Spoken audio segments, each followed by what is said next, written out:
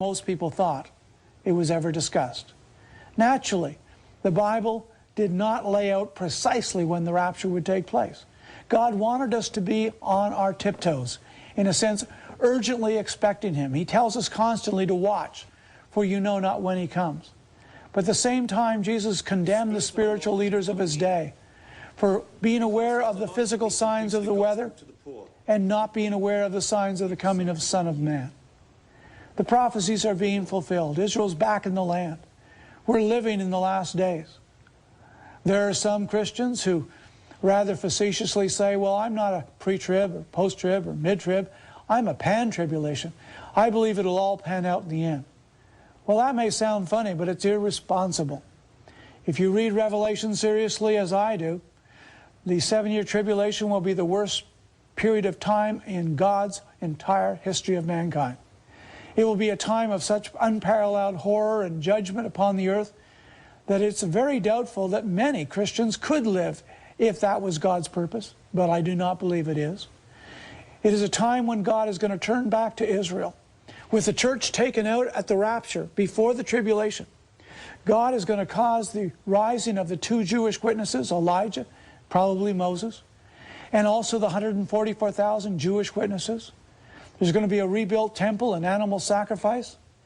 With all of this going on, it would be confusion if the church was still on earth at that time.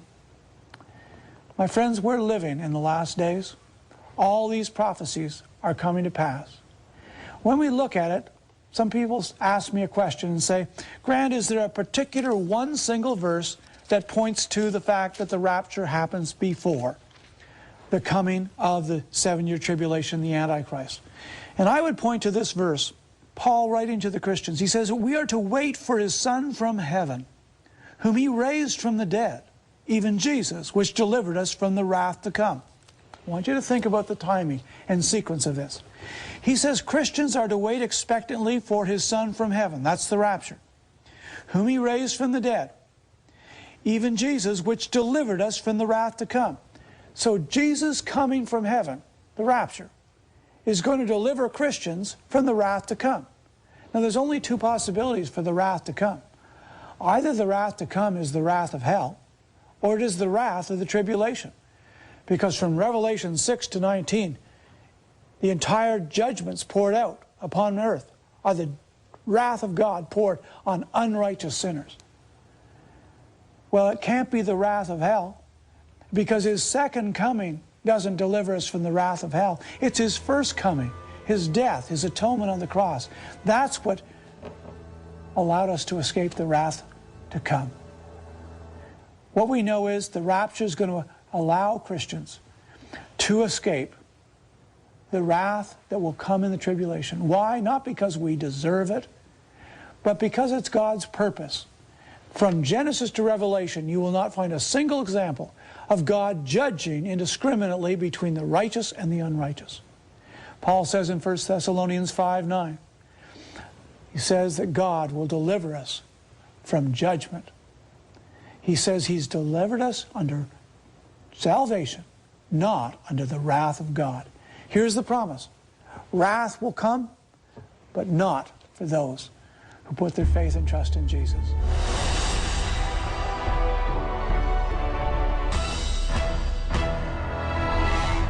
The promise of the rapture is surely one of the most intriguing and fascinating of all the prophecies that we could study. It is the hope of the church in this generation, when all the prophecies are pointing to Christ's return. Because there is no specific time prophecy that points to the rapture, except we know that it's imminent, that it's going to happen before the Antichrist appears, then if the Antichrist is close, then the rapture, the resurrection of the church of Jesus Christ, is even closer. You know, over the years as I have taught this exciting topic of the rapture, I received many questions from individuals.